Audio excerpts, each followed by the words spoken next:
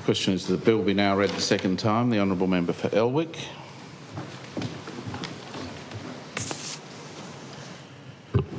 Thank you, Mr President, and thank you to the member for Pembroke for that heartfelt contribution as well, and sharing some personal experience, as I make my remarks this afternoon. In Tasmania, over 1/4, 26.8% of people have some type of disability, and according to the latest census data from the Australian Bureau of Statistics, in 2021, 38,023 people, or 6.8% of the population in Tasmania, reported needing assistance in their day-to-day lives due to a severe or profound disability. This includes 3,800 people in the Glenorchy local government area who reported needing assistance in their day-to-day lives due to a severe or profound disability, or 7.5% of the people within my electorate. I note these numbers to provide context, but this bill isn't about numbers, Mr President, it's about people.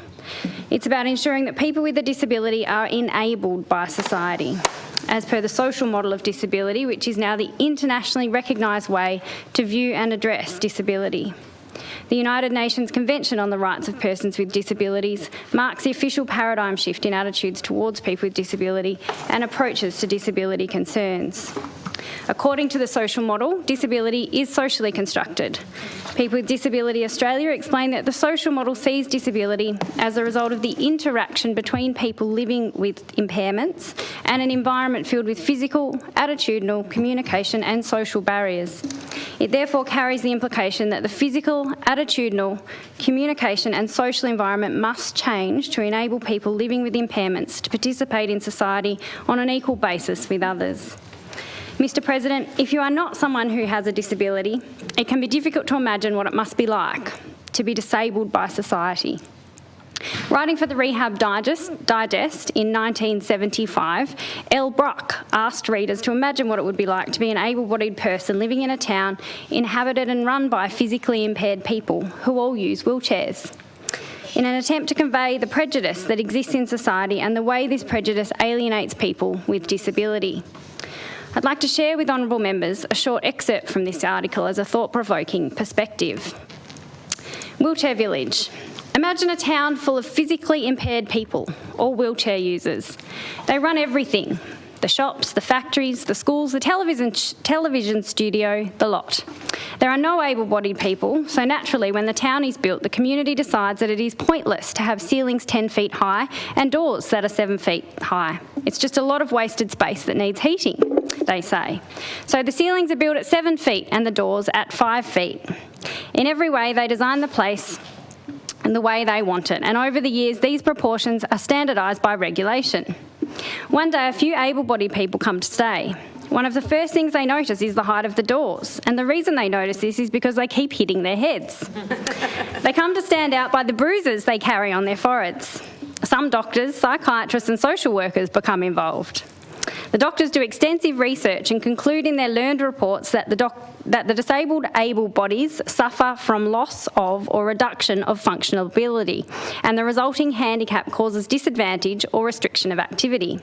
Working parties are formed. Many professionals and caring people are worried about what becomes known as the problem of the able-bodied.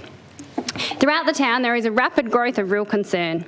Specially strengthened helmets are distributed free to the able-bodied to be worn at all times. Orthodontists design braces which give support and relief while keeping the able-bodied wearer bent to a normal height. Finding employment is a major problem for the able-bodied. One man, for instance, applies to become a television interviewer, but he must have a special medical examination when he applies for the job. The doctor, naturally, points out in the report that it would be rather strange to have a television interviewer with a bent back who wears a helmet all the time. Of course, the man doesn't get the job and is advised to accept the limitations of his disability. Finance, of course, becomes a major problem. Various groups of compassionate wheelchair users get together and form registered charities. Twice yearly, they hold a collection day.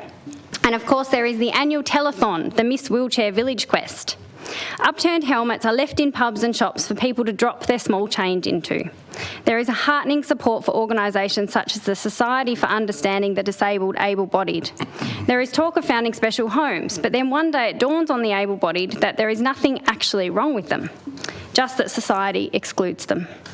They form a union to protect themselves and campaign against segregation. They argue that if ceilings and doors were raised, there would be no problem. But this, of course, is a foolish suggestion. You cannot deny disability. I mentioned some personal lived experience this morning in the briefing, Mr President, and I was referring to my dear friend Katie. In fact, my adopted sister I call her, for she is part of our family. Honourable members may have noticed Katie was here this time last week for my inaugural speech. We met Katie when she worked with my mum at Centrelink. Katie lives with quadriplegia following a car accident that occurred almost 30 years ago when she was just 19. Katie is very able. She helps people every day as a social worker at Centrelink. Through determination and practice, she masters jigsaw puzzles, diamond dots and other art projects. Importantly, she can most certainly hold a glass of wine, Mr President. Over the years, I have done my best to help advocate for Katie as she has navigated difficulties with support services. There have been days where no one has turned up to get Katie out of bed in the morning and off to work on time, Mr President. Days where no one has turned up to pick her up from work. Nights where she has slept in her chair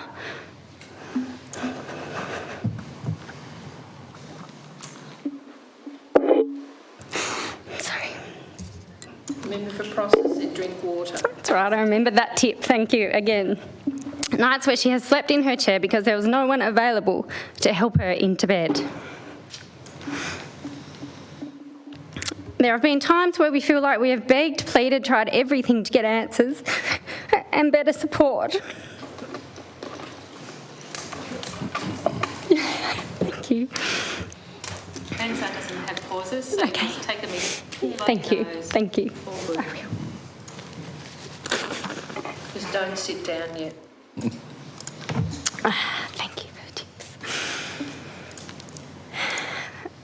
We have begged, pleaded and tried everything to get answers and better support, but failed, and felt we had no one else to turn to, nowhere to go. Katie and I forced to accept a standard that is well below what any of us could reasonably expect to be provided. So, Mr President, I'm really hopeful this bill will help Katie. I hope it will help prevent anyone further going through bad experiences like Katie has and others have had, and I know it. There are many bad experiences, and we heard that through Commission of Inquiry. And I hope there'll be someone to turn to for help if they do. Mr President, I want to acknowledge that psychosocial disability can be equally as debilitating as physical disability. In fact, disease burden studies demonstrate that severe PTSD... Thank you, Mr President.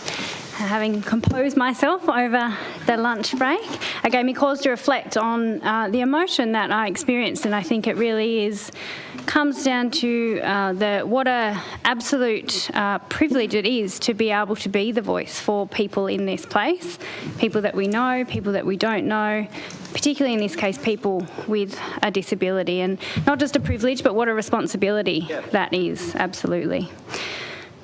So I was saying, Mr President, I want to acknowledge that psychosocial disability can be equally as debilitating as physical disability.